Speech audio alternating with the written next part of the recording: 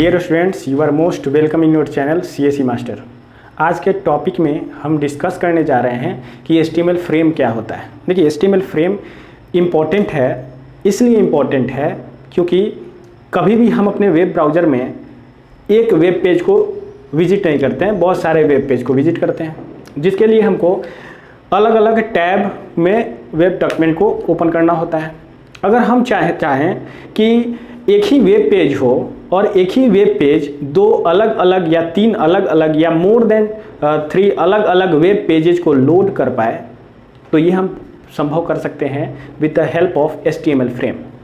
For example, जैसे कि ये अपना वेब ब्राउज़र है, ठीक है।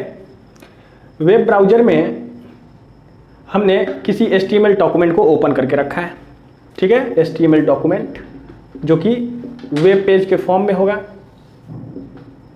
वेब पेज के फॉर्म में होगा। यहाँ पर हम एक टैब को यूज करेंगे एक वेब पेज को विजिट करने के लिए, दूसरे टैब को यूज करेंगे दूसरे वेब पेज को विजिट करने के लिए। ऐसे ही अलग अलग टैब को हम यूज करते हैं अलग अलग वेबसाइट को विजिट करने के लिए। लेकिन फ्रेम के हेल्प से हम लोग एक ही ब्राउज़र के विंडो में दो अलग अलग वेब पेजेस को विजिट कर सकते हैं। HTML फ्रेम हमारे वेब ब्राउज़र को मोर देन 1 और 2 पार्ट में डिवाइड कर देता है। जैसे कि सपोज कीजिए हमारा ये वेब ब्राउज़र है, एक में हमने गूगल को खोल रखा है और दूसरे में हमने याहू को खोल रखा है, दोनों सर्च इंजन है। एक ही ब्राउज़र के विंडो में दो अलग अलग वेबसाइट को हम विजिट कर पाने में सक्षम हो रहे हैं with the help of what, with the help of HTML frame, ठीक। हम चाहें मोर देन 2 HTML डॉक्यूमेंट को अपने ब्राउज़र के विंडो में रन कराना, देखना, लोड कराना, तो ये भी हम लोग कर सकते हैं। HTML फ्रेम 3 पार्ट में भी डिवाइड कर देता है हमारे ब्राउज़र के विंडो को, ठीक है। जैसे इसमें फर्स्ट पार्ट में व्हाट्सएप ओपन है, सेकेंड पार्ट में फेसबुक ओपन है, थर्ड पार्ट में लिंक्डइन ओपन है, ठीक है। तो इन सारी चीज़ों को हम कर सकते हैं एक HTML डॉक्यूमेंट को तैयार करके और उस HTML डॉक्यूमेंट में HTML फ्रेम को यूज करके। तो चलिए हम देखते हैं HTML फ्रेम के कुछ इंपॉर्टेंट पॉइंट्स को। तो देखिए, HTML फ्रेम जो है इसको यूज किया जाता है ब्राउज़र के विंडो को डिवाइड करने के लिए, ठीक है। HTML frame is use to divide browser window into multiple section. हमने डिस्कस किया कि हमारा जो ब्राउज़र का विंडो है, ब्राउज़र विंडो, इसको मल्टीपल सेक्शन में डिवाइड करने के लिए HTML फ्रेम को यूज किया जाता है। First one point is that. Next one is इस section are capable to load HTML document. जो हमने अपने ब्राउज़र विंडो को डिवाइड किया है, इसमें से हर एक सेक्शन एक यूनिक पार्टिकुलर HTML डॉक्यूमेंट को लोड करने के लिए कैपेबल होता है, ठीक है।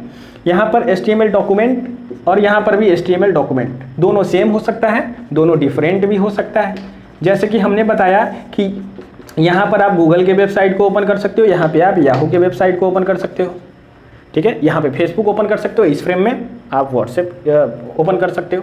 मतलब कि एक ब्राउज़र विंडो में आप मोर देन 1 वेबसाइट को विजिट कर सकते हो। That facility is provided by HTML frame. Next point is what is frame set. Frame set क्या है? तो विंडो ब्राउज़र में जो ब्राउज़र होता है उसके विंडो में अलग अलग फ्रेम्स का कलेक्शन फ्रेम सेट कहलाता है, ठीक है। अब हम लोग इसको डिफाइन कैसे करेंगे, इसका सिंटेक्स क्या होना चाहिए?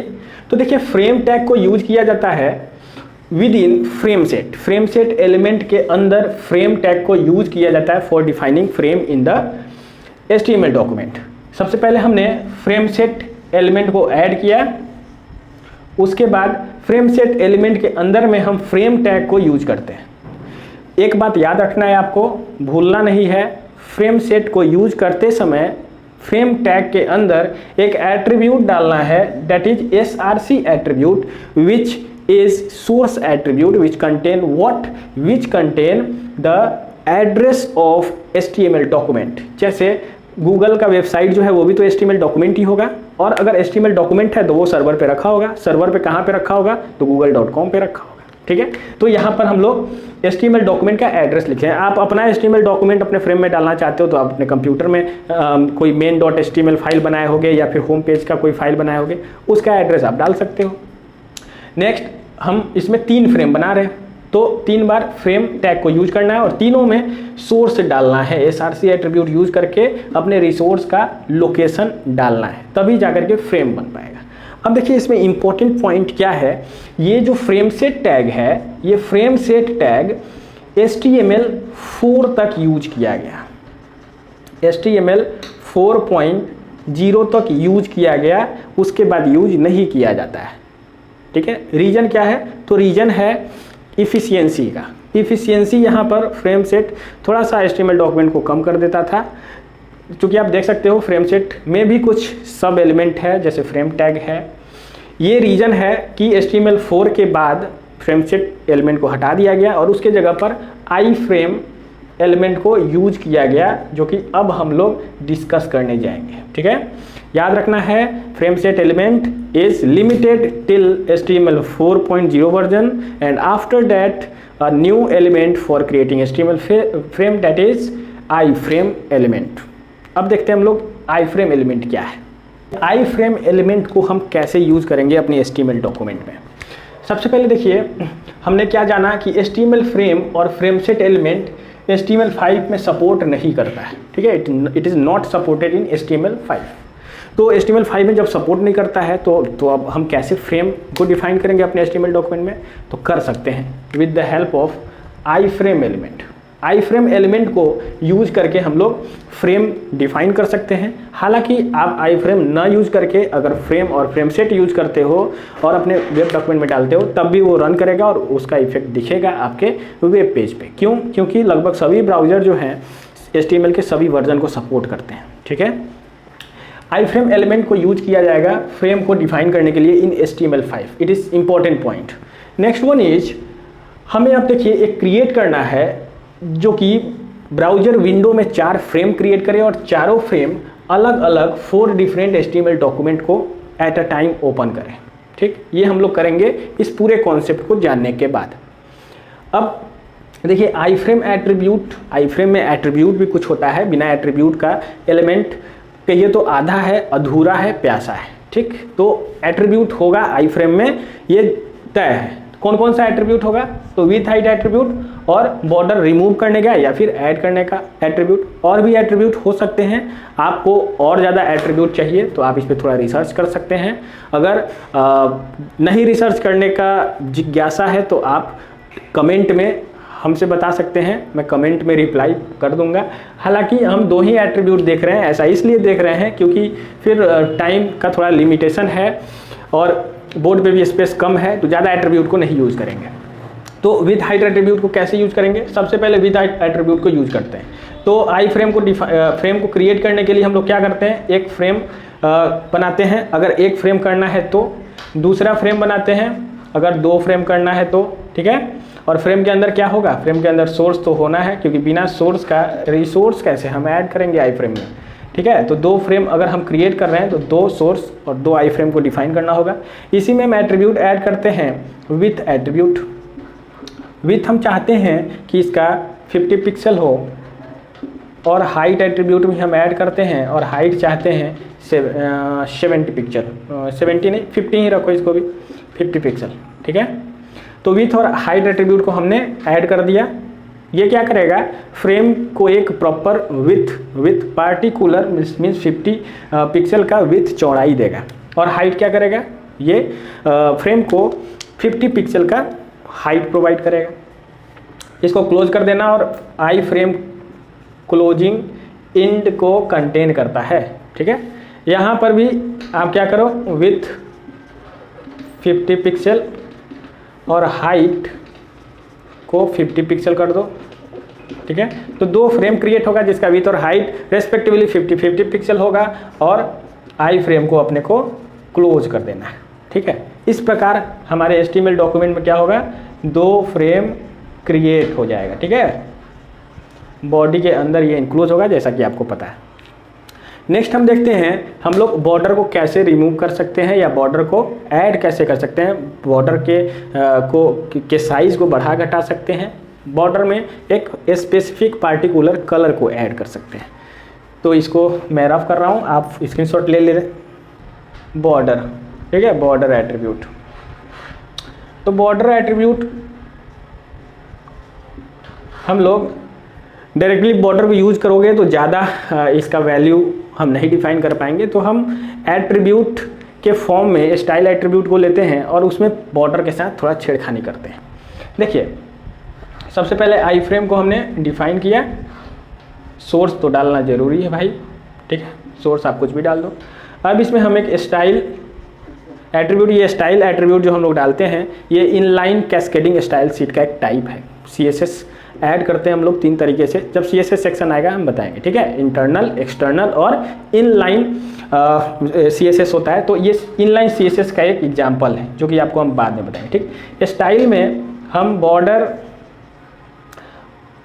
अगर नॉन वैल्यू सेट करेंगे, सेमीकोलन के साथ इसको क्लोज करना होता है, तो बॉर्डर हट जाएगा, फ्रेम में से बॉर्डर पूरी तरह से समाप्त हो जाएगा, ठीक है।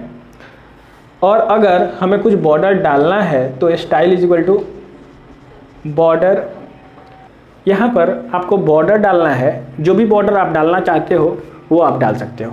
तो सपोज कीजिए हम सॉलिड बॉर्डर डालना चाहते हैं, 1 पिक्सल का डालना चाहते हैं और उसका कलर रेड रखना चाहते हैं, ठीक है। सेमीकोलन क्लोज और आई फ्रेम क्लोज, ठीक। तो इस तरह से हम लोग बॉर्डर को हटा सकते हैं या फिर ऐड कर सकते हैं, उसके स्टाइल को भी बदल सकते हैं। तो ये हमारा आई फ्रेम एलिमेंट है जो कि हम यूज करते हैं HTML डॉक्यूमेंट में फ्रेम को क्रिएट करने के लिए। अब चलिए इसको थोड़ा देख लेते हैं। 4 फ्रेम हमें क्रिएट करना है एक वेब ब्राउज़र में। इसको आप नोट कर सकते हैं या स्क्रीनशॉट ले सकते हैं क्योंकि मैं रफ करने जा रहा हूँ। अब देखिए प्यारे बच्चों, 4 फ्रेम आपको क्रिएट करना है ना, मतलब कि हमारा वेबसाइट कैसे दिखना चाहिए, कुछ इस तरह से। इसमें 4 फ्रेम क्रिएट हो जाए, 1 2 3 एंड 4, ठीक है। ये 1 है, 2 है, 3 है, 4 है। फर्स्ट में 4 अलग अलग HTML डॉक्यूमेंट रन करना चाहिए इस पर, यही ना। सपोज कीजिए इसमें गूगल सर्च इंजन, इसमें याहू सर्च इंजन, इसमें फेसबुक और इसमें व्हाट्सएप ओपन हो, ठीक है।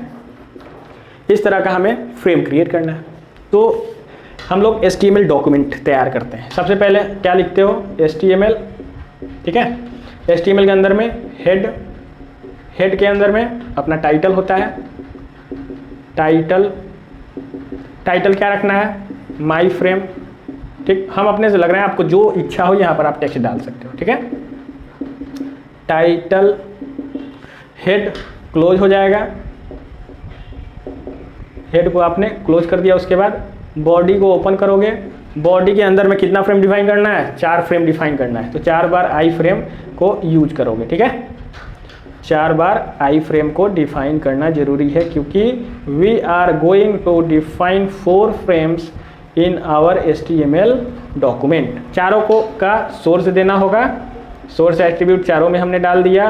अब चारों अलग अलग वेब डॉक्यूमेंट को लोड करेगा ना, पहला गूगल को करेगा, तो यहाँ पर google.com, दूसरा याहू को करेगा yahoo.com। आप जब अपने नोटपैड में इसको बनाना लिखना तो www.google.com ऐसे लिखना, ठीक। मुझे रफ कर देना, इसलिए ज़्यादा मेहनत मैं नहीं करना चाहता हूँ, शॉर्टकट में काम को चलाते हैं, ठीक है। हालांकि आप लोग समझदार हैं। तो facebook.com और व्हाट्सएप का होता है web.whatsapp.com, ठीक। SRC एट्रीब्यूट को हम लोग डालने के बाद आई फ्रेम को क्लोज कर देंगे। उसके बाद लास्ट में बॉडी को क्लोज करना और at the end HTML element should be close. और ये रहा आई फ्रेम। आप लोगों को समझ में आया, नहीं समझ में आया, कम समझ में आया, ज़्यादा समझ में आया, कमेंट में हमें ज़रूर बताएं। और भी वीडियो लेक्चर को देखने के लिए चैनल को सब्सक्राइब करें। थैंक्स।